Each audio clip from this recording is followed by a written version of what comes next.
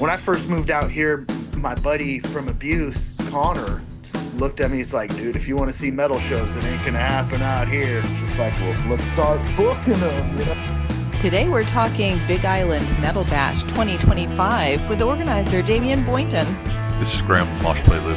And I'm Veronica. Thank you for playing along. You can join the Cult of Grum by going to moshplaylive.com. Also find us on Instagram and Facebook.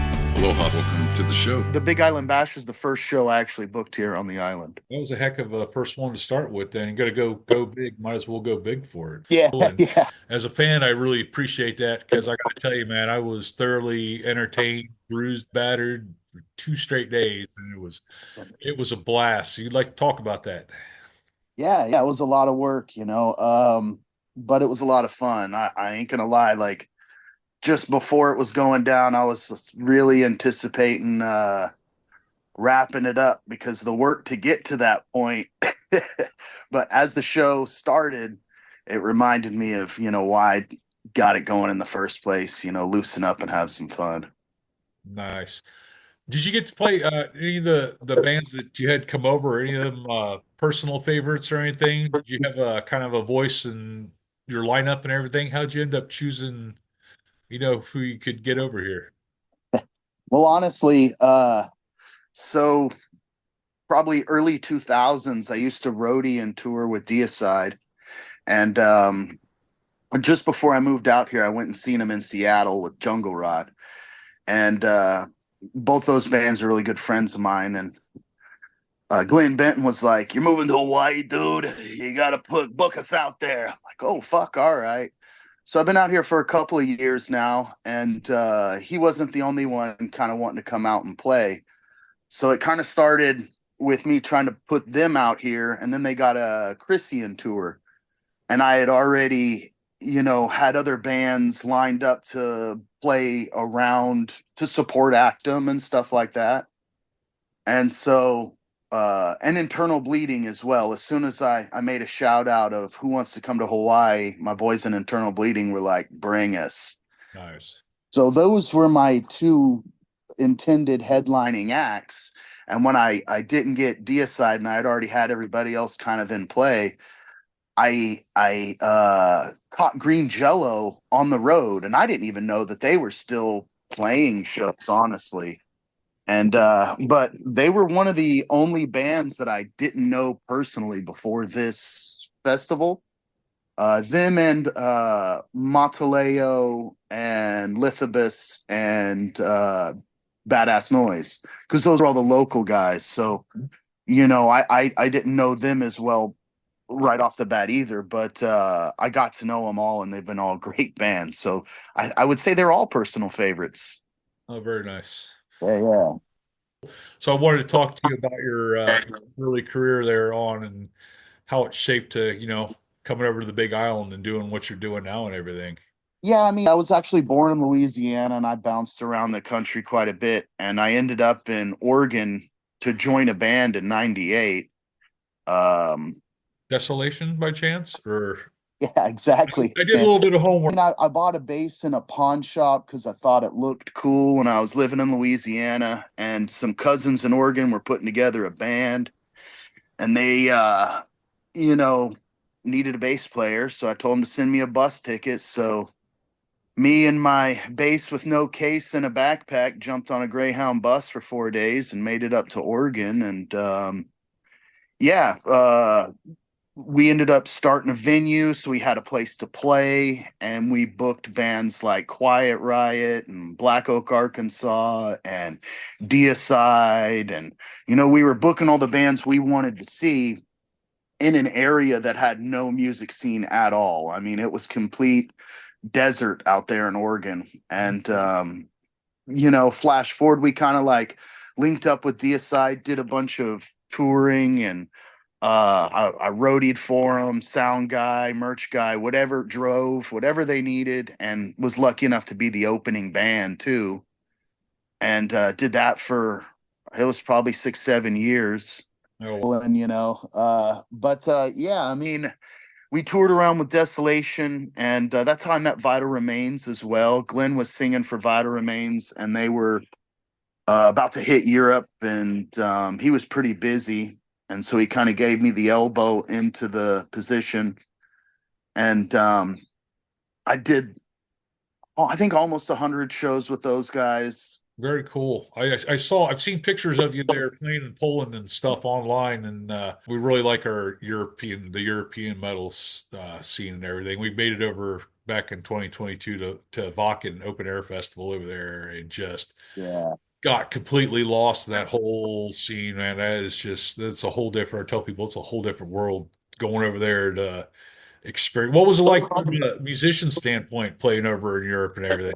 It was amazing. So the DVD that you've seen in Poland there was actually the very first show I ever played with Vital Remains, and it was the first show I had ever played without playing bass too. So that was the first time I ever just sang.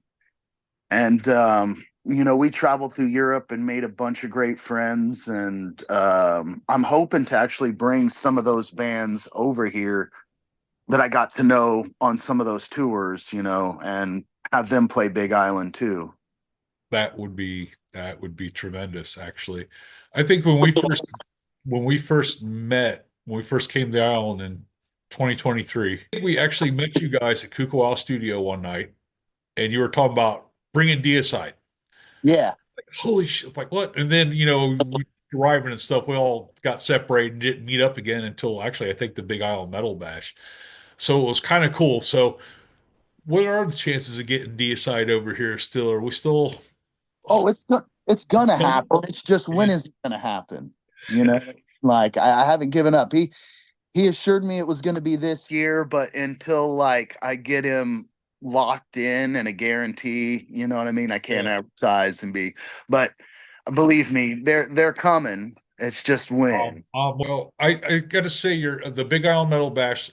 I'd like how the bands were all accessible and very easy to talk to and meet up and everything. The Hilo Town Market kind of offers a neat little venue like that. The venue itself reminds me very old school, just your warehouse and a stage, and let's throw a band up there and make some noise and stuff. But um, it was kind of cool getting to hang out with the guys from Green Jelly and all the other bands that came town. They're very just upfront and just talkable with the fans, and it made for a very cool experience. You don't usually like get on the mainland and stuff. I love that. And when I first seen that venue, I caught Badass Noise and Mataleo there, and I thought like this, there's a metal scene already here. I just need to throw fuel on the fire and help out too. And that venue and the owner are amazing. Great venue, great owner, and he pulled me aside and was like, I love metal, and I'm hoping to make my venue like the CBGBs of Hawaii, to where they're booking everything. So Nice. he just great people. How long have you been here on the island, working on this scene there? The Big Island Bash is the first show I actually booked here on the island. Oh, okay. Yeah. That was a heck of a first one to start with. Then you got to go big. Might as well go big for it. So, Yeah, yeah. what do Well, you? Oh, I was hoping to bring as many bands as possible and kind of showcase uh, the bands that do want to come out here. And honestly, since that show, I have had bands just blowing me up wanting to come out to Hawaii. And I don't want to say who yet, but some really great bands that I'm hoping on this next fest. And Deicide being one of them too, of course. I'm hoping that's one of my headliners. But yeah, I've had a lot of great bands, and I'm trying to get it lined up to where Hawaii is a destination point for those going to Australia, Japan, and that's how I ended up with this the Convalescent show. So they're on their way to Japan with Left to Die, and they were actually touring with Green Jello. And so they were telling me, hey, you need to get these guys out here. And so they contacted me, and I was more than happy to try to get that happening. And I hope to do more of that as well. nice. We did our first show right there at Kukuau. We had a blast doing it. I'm glad you're bringing it to Kukuau because man, that It's that a is great, such a cool venue for people to come to and play. The musicians the first time in are always like, "Holy shit!" I got to right after the Monday night, after the Big Isle Metal Bash, I was hanging out at the Jazz Jam there on Monday night, and Jello Lugosi showed up. He like came walking back there, really cool dude, but he was there checking out the scene and everything, just like come back here and play this place. This is, you know, which I think Green Jelly would make an awesome show there too. Actually, anybody. It's just one of those places. But Cuckoo House Studio is like it's a really small venue, yeah, and I like that close atmosphere for especially touring acts. I think my concern with not booking the Metal Fest there is I wanted with all the bands that I was bringing in, I didn't want it to be too much chaos. I wanted there to just be a little more streamlined to it. And with the Hilo Town Market kind of offers that with the openness of it, you know. And I ain't gonna lie, I had really big dreams when I first booked the show. I was hoping to do an indoor outdoor stage, you know, but my pre-sales didn't quite dictate the ability to do that. And but it was a great time just having it inside it too. was. Yeah, I'm hoping to tap into like you said, you went to Vaughan. There's a specific crowd that hits Vaughan every year. And then that same crowd also jumps to like Milwaukee Metal Fests Yeah. and, you know, Maryland Death Fest and Chicago Death Fest. And Texas is like getting a really good heavy metal fest happening too. And I'm just hoping to kind of get Hawaii on that circuit of like the diehard fans that want to come out and see another metal fest.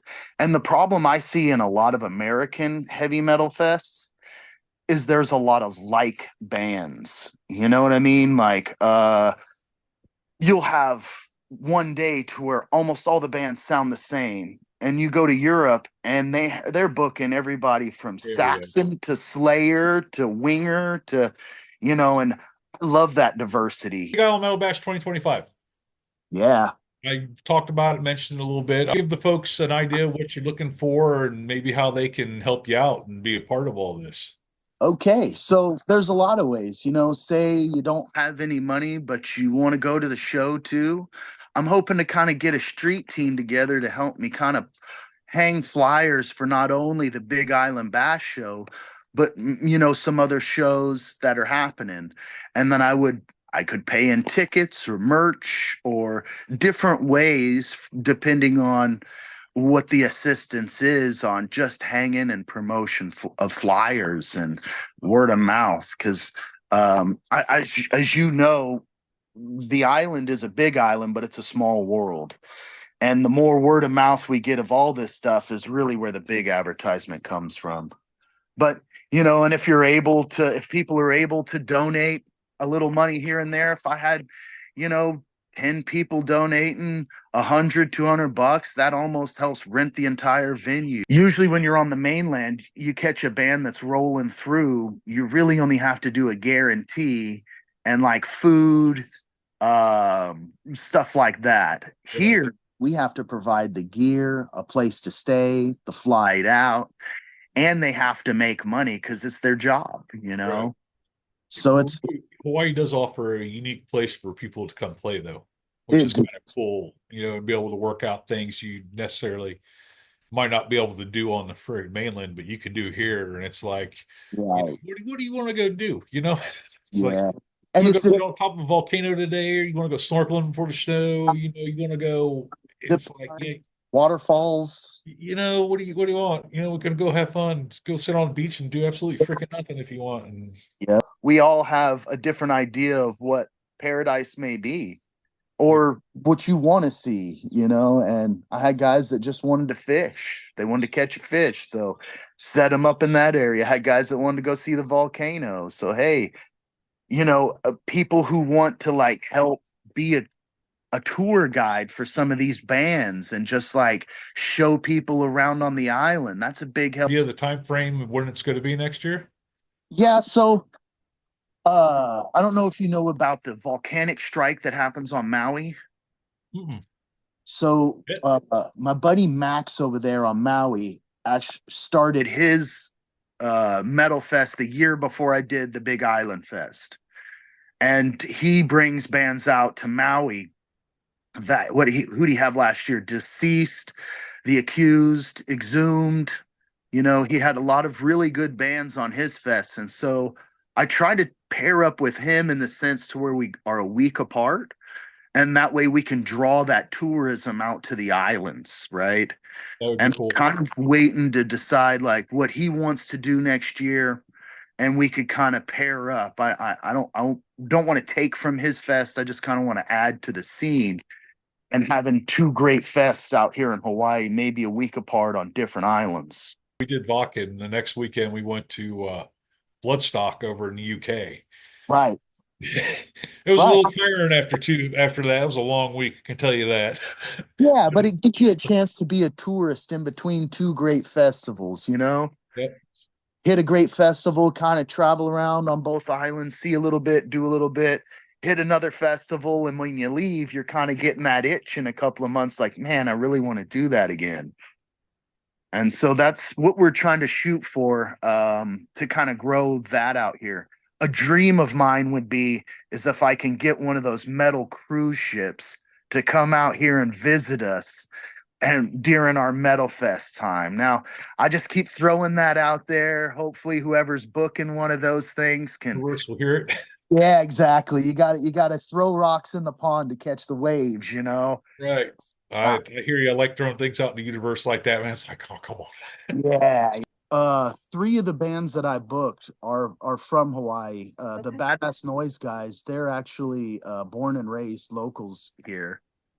And so I'm trying to get the Hawaiian acts on almost every show that I can do is one of the plans. But there's also some Samoan metal that comes out of New Zealand, and it's real tribal heavier stuff. And I'd Like like, Soul Life from New Zealand or something. Are we talking? yeah, I mean, I'm trying to catch bands on their way to Australia, but there's no reason I can't catch Australian bands coming this way too. Absolutely. Absolutely. That's the same thing with Japan too. So my buddy on Maui, Max, his fest, he did most of his advertising in Japan, and he brought what Sabbath, and he had a bunch of thrash metal acts too. And so we tried to split advertising to where I was doing advertising on the mainland, and he was advertising in like Japan and Asia scene. And That's we're very cool. trying to cross both paths. So that's the great thing about metal is that it just spans so many different type of genres and styles you can really accommodate. Because the Big Island Metal Bash in 2024, we had what about 11, 12 bands for both days total, and it was like everybody sounded different. That You was know, the goal. it had that. I was blown away when you got on stage. I didn't realize you had your own thing and you were doing. You have to. I like going into shows blind sometimes about bands and stuff. I just want to catch them. I want to see you in the role and like I'll learn about everything else later. It's like blow me away on stage. Thanks, brother. It reminded me a little old school Death, and I'm not even sure what songs you played. I had no clue. I just like freaking banging and blowing away. It was like, oh, got the freaking. It's like, ah. I was trying to put together two or three bands to try to be able to play the festival with at least one of them. And I got at least one of them together to be able to pull it off. Who are your big influences early on? So Musically or non-musically, doesn't matter. I grew up listening to, AC/DC and Motley Crue and all of that. And then somewhere around fifth grade, my cousin had 4 or 5 CDs that changed my life. It was Deicide, Obituary, Morbid Angel, Sepultura, and Death. There And you go. I listened to those CDs all in one day, and I just didn't know that there was music out there being made like that. It's just, what is this? And it opened a whole new world for me. You did. As I got older and I got to meet and play with some of these guys, that's all part of the great experience of living too. That is really cool, actually. I never got that. I just stayed as a fan and in the crowd, just enjoying the ride with it all. So, but now being able to talk to you guys all got to do all this, it's like hearing all Yeah. these stories and just it's freaking phenomenal because Well, the band that I started in Desolation, we tried to book the fairgrounds and they found out we were heavy metal and they denied us. And my uncle was pretty pissed off. He goes, "Well, we'll just do it in my garage, you know?" And so we plastered flyers all the way from Portland to Salem, and that's 4 hours either way from us, you know? And we got a, about 100 people, a little less, and it blew my uncle's mind. He was like, "Well, we'll build a stage in here," and it just kept growing. The very police cool. actually coned off his driveway a mile either end and had the SWAT team sitting out waiting for some big fight to break out and all this. And that was the same night we were supposed to be at the fairgrounds, and they booked some kind of dance where somebody got stabbed and they died. And they didn't have enough police on the force to go help that situation because they were worried about us. Flash forward a couple years later after that, we booked Quiet Riot. And then them same cops that were sitting out in the SWAT car are in the venue with us at that point, going, "This is the greatest shit ever," you know? And Oh, it really brought a community together because there was nothing out there. We're talking a town of 4,000 people, you know? And when I got out here and people are telling me there's no metal scene out here, there's nothing. And I hear that and I'm like, well, let's start something. Like, it reminded me of my younger days where it's like, let's bring bands out. And here it's like it's all a VIP experience for everybody, fans, the artists, the venue. It's a unique and unique sells and unique brings people. So well, and it's the nostalgia for most of us older guys too that want to see the scene how it used to be when you show yeah, up and people are actually interacting and and you got great merch. So I used to get all of my shirts at the metal shows. yep, And you go to places now and there's not a whole lot of merch. They're like, hit us up on our website. Like, I want to buy directly from you and give you money while you're on the road. That's absolutely. why I'm here. I got a box of concert shirts still sitting back here from years past and stuff. So I got my '97 Pantera shirt still sitting in the back there. I can't wear it anymore, but it's there. Right. That's Yeah, what I'm man. about. So one of my goals of trying to book more shows here is building a small store of merchandise. So when you come out to the show, there's plenty to buy, shirts, sweatpants, hats. I mean, I'm going to try to trade with other bands merchandise or purchase from them so I can sell other bands merch at shows they're not even at. So it helps them kind of gain momentum.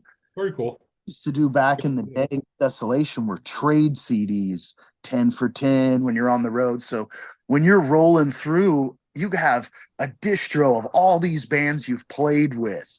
And that's the greatest way to find new acts too, is just It flip is. CDs and shirts and Anything. Yeah, it's kind of we've talked about discussions. It's like the music industry now needs to kind of implode on itself and rebuild back up. Because what we're doing is like what's going on here is like very, very old school. It needs to implode. It needs to restart with guys like you promoting these shows and these small little venues where it like benefits everybody because that's what it is all about. Everybody wants to come out and listen to music. There's a whole bunch of people want to go up on stage and jam and freaking get it all out and everything. So, yeah. screw the other guy that's trying to screw us all overpriced tickets and all this garbage. Yeah. We're not all going to become millionaires, but you know what? We're going to have fucking fun doing it. Well, and that's the goal, really, is just so Acid Bath just came back. Big Acid Bath fan here, and I was like, what's it gonna cost me and my lady to go see them in Vegas? And I'm crunching numbers and I'm like, man, I should be able to try to bring them out here. That's an Unfortunately, excellent way of thinking. I'm going to use that on my wife. The kids on the Big Island are a big part of all this. Our younger generations coming to these metal shows, and it's been very cool. I'm glad to see they're sticking around. After their friends' bands go on, they're sticking around and catching, all these acts that we grew up with stuff. Do you there's always a certain amount of risk, bringing bands over, obviously. Do you feel that the bands that you're trying to bring over are going to catch the imagination of those young kids, or that they're kind of in tune with it? Or are we kind of like, teaching them about all this stuff? It's like, Hawaii's not always been a home of, heavy metal when you think heavy metal, but it's like, here it is. Kids out here with maybe not enough shows to see and all of that stuff. I'm hoping that they find a band or two that they really connect with. Maybe they don't like them all. Maybe they like them. Maybe they do. But the more diversity of those that I can bring out here, the more of those genres will grow. Yeah. Uh, the first show I ever seen at the Hilo Town Market had two kids that were maybe 13 drumming. One was drumming and one was playing guitar. And I hear them playing a song, and I'm like, I know this song. What is this? And I walk outside, and they're playing Crystal Mountain from Death. Death. Yep. I'm like, I know that there's a metal scene if two 13-year-old kids are playing Death songs. You know, Similar story with that. Blown away. And yeah. when I got here, I had my sleeveless jean jacket I always wear, and I decided to wear it out. I'm like, I wonder how this is going to go in a land of palm trees and aloha. And I'm like, and all of a sudden, after I started living here for a little bit, I'm like, oh, there's a metal shirt. Oh, yeah. There's a metal shirt. Oh, there's a metal show. The first one we caught was at the tavern, the Hilo Town Tavern. Thrashamatics did a New Year's show. I was like, well, hell yeah, I'm going to go to that. Not too many people showed up. It's Thrashamatics, and I was like, holy shit, there is a metal scene here. It's here. I was standing at the Maui Metal Fest this last year, and I just elbowed the guy next to me and was cracking jokes. And it turns out he used to work at Relapse Records, right, for a really long time. And after he parted ways with Relapse Records, he moved out here to Big Island to start his own record label for a while. And he was pumping his own record. He said, like maybe 10 years ago, 7, 8 years ago. And I was just like, man, we need to get together and start pumping this up and growing it again.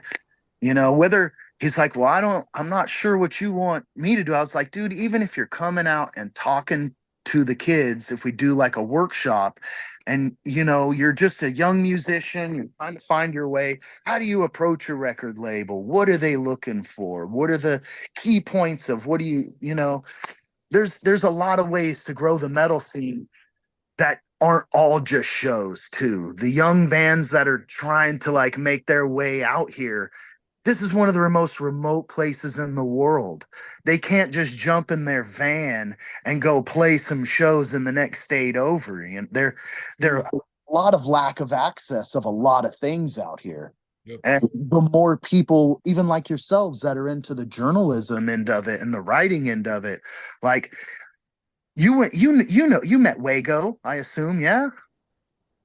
I've seen a video where you were pulling records out at Wago's. Oh, yeah. Yes. Thank you. It takes a minute. Yes, I was at the Big Island. I was going to mention after you got done talking, the Big Island guitar, where they Yeah, do so the classes. Wago there, he's that music teacher guy, and I was telling him the same thing. Like, we need to get another one of those workshops because he had told me about it, but he didn't express like what date and other stuff like that. So I wanted to be there, but I missed it because I completely, didn't know what day. And that's the kind of thing of connecting the dots, because Wago's strong point may not be X, but it's over here at Y. And same thing with me. My strong point may not be, this over here, but somebody else's. But the more we kind of group together, we fill these voids, and, the advertisement gets better, the shows get better, the bands locally here get better and gain more opportunity out of the whole thing. Yep. And that's the kind of camaraderie I'm kind of hoping to, push toward. Peace, love, and mosh pits. We'll talk again soon.